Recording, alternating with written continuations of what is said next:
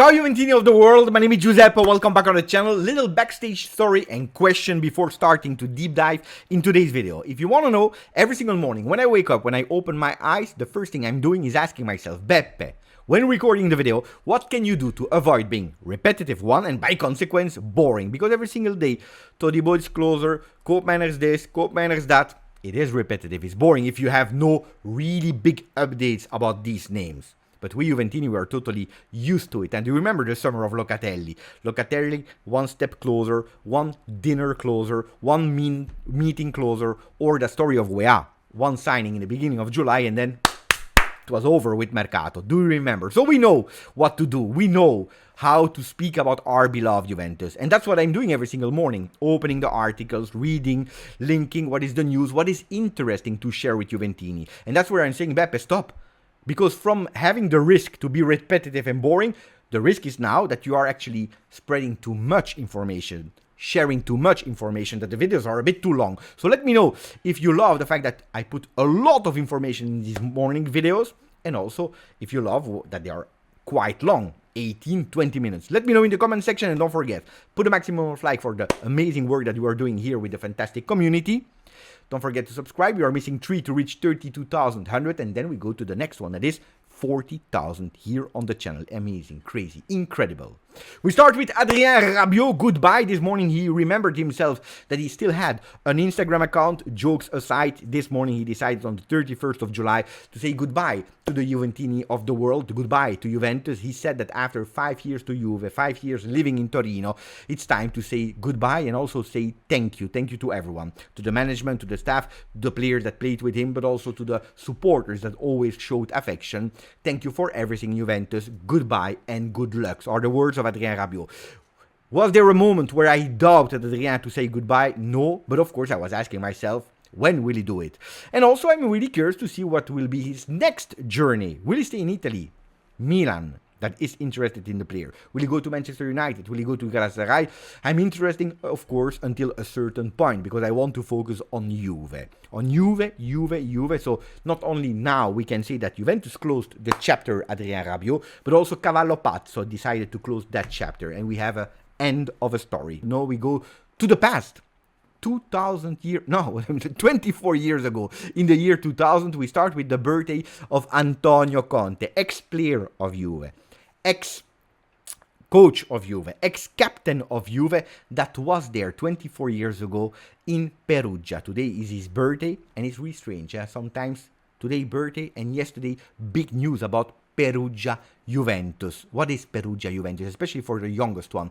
It's probably one of the biggest joke of calcio, of Serie A. Total disaster. Last game of Serie A, Perugia Juve. Lazio is playing against Juventus, against Bologna. If Juventus wins, they are champion of Italy in the year 2000, Scudetto for the team of Carlo Ancelotti, that was our coach back then.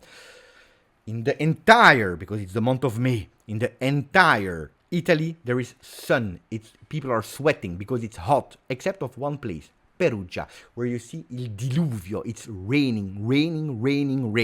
You know the rule? The referee is taking the ball, throwing it in the air, which Pierluigi Collina, that is, according to a lot of people, the best ever referee in the world, throwing that ball in the air. If it doesn't bounce, the game is or postponed and you wait a bit, or postponed to another date. But you can't play if the ball is not bouncing. The ball is indeed not bouncing. And all the players, and we knew that story, they were asking themselves, should we play? We should not play. We can't play. While Collina was all the time at the phone, and at the end they decided to play. It's the game that probably one of, if not the game, that is making me the most furious. 24 years later, I'm still super angry about that decision. Especially if we know later we discovered that Collina has always been a Lazio supporter. That game has been won against Bologna by Lazio. We lose 1-0 against Perugia. Lazio is champion of Italy, the first Scudetto of the year 2000. Every time that I'm thinking about that game, I'm angry. Every time that I see a Juventino that is saying Pierluigi Collina because he was on PES or FIFA, I don't remember, cover. This is the only referee that has been of a cover of a game of football. He's the best one in the world. I go totally crazy. I'm infuriated. Until yesterday. Yesterday, probably that Perugia Juventus game, is giving me a bit of relief, finally, after 24 years. Why? Because yesterday, Alessandro Melli, that was playing at Perugia back then, that was there that day, well, yesterday he explained the story. He said, back then, we were really pushed to win that game by Gaucci, the president of Perugia, that had really great and strong links with Lazio. He wanted Lazio to win that Scudetto, so the entire week they pumped us up. They were even nearly threatening us that if we didn't play at the max, if we didn't win that game, they would have sent us in a retiro preseason in China. So we were obliged to do a result there in Perugia, in our home. Because we had nothing to play. We were already saved from relegation. We couldn't participate to the European competition, but we were obliged to. In that tunnel between the moment that Collina was taking the decision, the players of Perugia, they asked to Juve players, should we play for the draw? A draw would have had, by consequence, that Lazio and Juve would have had the same exact points, and then they would have played a spareggio, a last game to decide who would be the one that wins. In, of course, better climatical possibilities where you can play football, which we couldn't in that game, what was totally illegal to play in a field like that. You know why I'm happy today? Because I'm proud. And Juventini, you all need to remember that date. Because that day, Juventus could have said, it's better for everyone. They said no. Especially Montero, Zidane, Davids, they all said no. We refuse. We prefer losing the Scudetto on the field if we are obliged to play, that winning a Scudetto by doing this. A fake Scudetto. Guys, remember that story. Remember it really well, and you can be really proud about what Juventus did that day, especially if we know the story of Calciopoli, match fixing that were not true. And still, in the collective memory, our Juventus did match fixing, which is absolutely not true. Especially because when going online, in a few years, what will you find as articles about that story? The titles of Gazzetta dello Sport that today are saying Melli, Alessandro Melli, shock revelation, shock words. The Perugia Juve game of 2000, they tried to go with a match fixing for a draw. They don't say that it's Perugia that tried and that Juventus refused. They say it only if you click on the article and you see it really at the bottom of that page. But that big title is brainwashing people to think that Juventus was trying to match fixing the game. Total disaster, as they did this morning again with the Gregorio press conference of yesterday. Szczesny, the pressure is beautiful. Yesterday I watched twice, as always, the press conference of Di Gregorio, his presentation.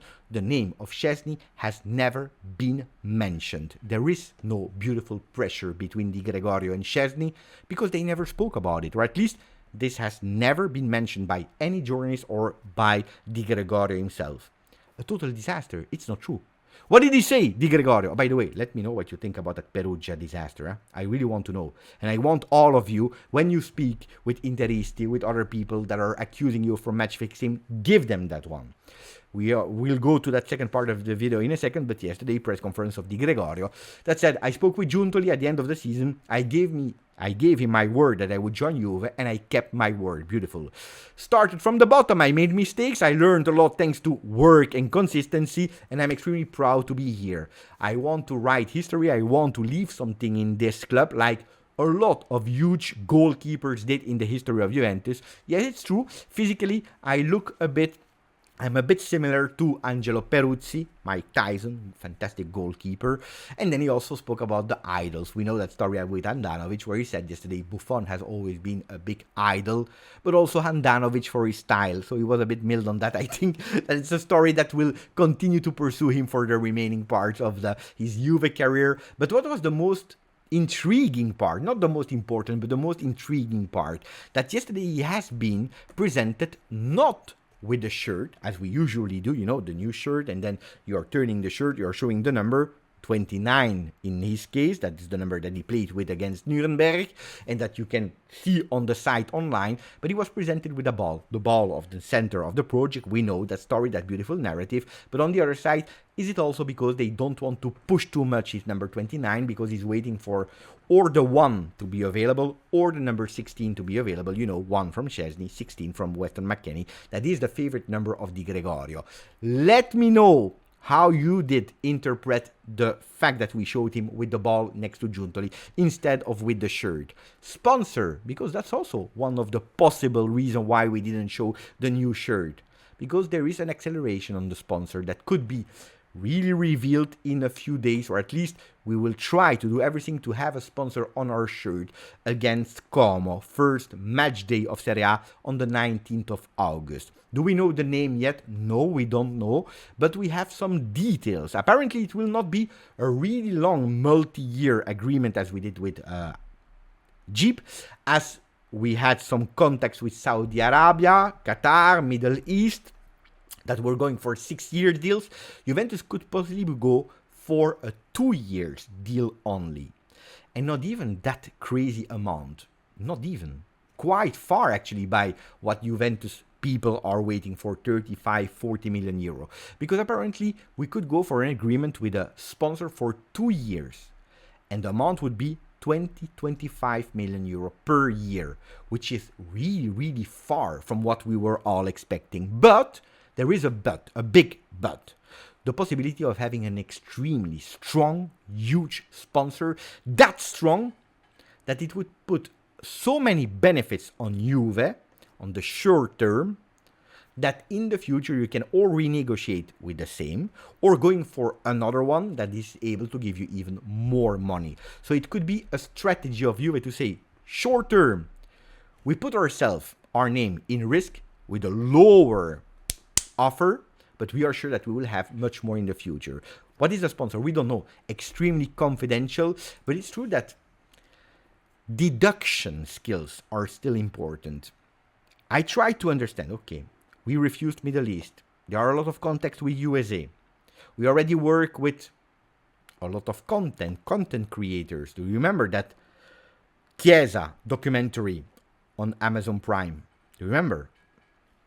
It's possible that Amazon would be the sponsor. Why? Because I went also with another one. Is Amazon sponsoring Football World already? And I discovered indeed that they are sponsoring actually the European Women Competition. And what is the agreement that they seal there from 2023 until June 2023 until June 2025? 2 years deal. So you see that Amazon is entering the sport and football world, but with really short-term contracts. Short-term, 2 years here. By deduction, not Larry the Bird, not information, because it's ultra confidential, but by deduction, I could say closer and closer a possible Amazon as a big sponsor. Not what yesterday was said online, because there were some jokes, some trolls online that were saying that IKEA could be the sponsor of Juve. That I can guarantee you that will not happen. We continue with Corriere dello Sport, speaking again about another son of a big one that is joining Juve. So after Chiesa, Federico, Papa Enrico, after Timothy Weah, after Thuram, well, it's now the turn of Spalletti, the son of Spalletti, also him, Federico, that will join Juve and going to reinforce the team, not on the field, but the team of Cristiano Giuntoli. Osservatore, observer. What does that mean? Is he a scout or is he an analyst? I don't know yet. Nicolas Kira said a scout. I'm not 100% sure about that. He did his studies in USA, worked at Udinese, worked with Federazione Italiana Gioco Calcio. 29 years, if I'm not wrong. He will join Juventus Football Club, or should join really soon. And it's again un altro figlio d'arte. It's another son of a legend that could join Juventus. So after all this players, we have maybe the son of Spalletti. And now we enter that second part of the video where we speak about Juventus on the field. Yesterday, training session. Again, it was Tuesday, so it's already the second day of training session from this week, where we saw Thiago Motta speaking with the players. In the video, we start hearing also the words and the voice of Thiago Motta with his players. It was nice to see the team, except of Szczesny, that is totally complete, like you see on that picture with Kenan Yildiz on the middle. We see Gleison Bremer. We see the new one, Douglas Luiz, that yesterday presented himself in training session with a fantastic long ball that reminded all of us, I will not do some blasphemy, but a bit of these beautiful passes of Andrea Pirlo, which is not a characteristic of Douglas Luiz, but seeing that he's able to do these kind of things is not bad. Then we saw some picture of him next to Nicolo Fagioli. I think that they will play a lot together. For the people that are feeling that Juventus will not go for Italian players, don't forget about Fagioli, don't forget about Locatelli, that will have an important role. They will tell me, Beppe, it's true, the players are there, but the team is not complete. And everyone is aware that it's a reality. The team is not complete. We are missing defense. We are missing midfield. We are missing offensive players. So a lot of things has to be done. We remember also that Giuntoli said in press conference, we will go to reinforce the team with at least one player per role. So we are waiting. So where is Todibo? That's the first one. That should have been there already since last week. Well, guys, Todibo is closer and closer and closer and closer and closer. Why? Because I always told you first Juventus is waiting for the official news and the cash that is entering from Mattia Soulé. Yesterday, official one after 6 p.m. After that, the stocks market were closed. Mattia Soulé to Roma and Huijsen to Bournemouth. So two players that were announced, and now the cash is entering. And that's why, ragazzi, Todibo could really have that big acceleration, not only him, because now we will also have a turn co-manners that will receive, or at least Atalanta will receive, that first big offer from Juventus that will offer 45 million euro plus bonus to Atalanta. Is it enough for Atalanta? We don't know, but at least now Juventus, not only they will have some contacts here and there, but they are really going with a real offer to accelerate, to say, oh ragazzi, we're waiting 1 month of Mercato, but now it's time to go for our AAA objective, that is turn co-manners. We want to give him order number 10, order number 8, order number 7. That's something that we will discuss later, but now we want to open the negotiation. If we give 45 plus bonus, what is your counter offer or request? Is it still 60, or you're able to go a bit lower? Because we want to go for turn, and as soon as possible, as fast as possible, because that's after Todibo, the player that we want at La Continassa now, especially with Miretti being injured. We need that player. Let's see, but an acceleration is happening finally. Like, we also start having acceleration on names up front, offensive wingers. And the one that is really accelerating, we know it, that's probably his best skill, velocity, is the name of Adeyemi. Adeyemi, that in the last few days, every time he's taking more and more and more space on the front pages. Also here on the video, we're speaking more and more about him, with some fans that are absolutely not convinced by him, by some fans that are totally convinced by him. Important is that and Thiago Motta and Giuntoli are totally convinced by the players that they want. Not only one, but two up front. And one of them could be Adeyemi, with Juventus that is ready to propose, to offer to Dortmund a first offer by 35 million euros. Some people are saying included bonus as a first offer. Some people are saying excluded bonuses, but 35, which is far from that 50 million crazy request of Dortmund. Will there be margin to negotiate for the player? It could be. One thing is sure, the entourage, Adeyemi, management, father, family himself are totally convinced about Juventus as an option. They really want to join us, and I think that an Adeyemi playing on the left, playing on the right, also being able to play centrally, could be a real threat for Juventus. Not only Adeyemi, an Adeyemi only if you have a cope manners. Adeyemi that is really a player that knows what it is to track back, to sacrifice skills that Thiago Motta, he loves. Of course, he needs to progress. He's 22. He needs to improve in a lot of aspects. Being more clinical in front of goal, for example, is one of them. We all remember Real Madrid, Dortmund. But Adeyemi is there. Then it's not a promise. It's not sure that we will be able to seal the deal like we were not able to do for Calafiori, that was officially presented by Arsenal. So Juventus is thinking about other names. And on top of the tree of Porto, Pepe, Consensao, speaking about sons of, and Galeno, Juventus is closer to Galeno than the other ones. Why? Because Porto is the one that is opening more the door to Galeno even going on a possible loan or for way less than the close of 60 million. Well, on top of that, Juventus is starting to interest themselves in other players, and that other player is Nico Gonzalez from Fiorentina that are requesting 30 million. Is it a real objective of Juve? Or is it an objective of Juve to annoy Atalanta that is going for the player? Like Juventus went for O'Reilly, or at least the papers were speaking about it. Maybe because of a call of June to say, put that name there on the market that we are interested to put some pressure to Atalanta. Maybe they are doing the strategy again. I will tell you about Nico Gonzalez, which I don't believe that he will join Juve. It's not a bad player. It's absolutely not a bad player at all, starting from the right side and entering one of his really great skills. So Ademi, the trio of Porto, Nico Gonzalez could be possibilities. Again, not immediately, but after Todibo, after understanding what margins we have for co-matters, and then maybe at the Ademi. For the people, and we close the video going back again in the start, that were maybe, or that will probably be sad, because the wig of Rabiot will not be used anymore on the channel. Pay attention, because if really Ademi is the one that is joining, I will probably go on Amazon to order a new wig. This one, and then we will have it here if Ademi join Juventus. Let me know if you would love to see that, yes or no. Grazie for following the channel, you were amazing as always. Grazie, forza Juve.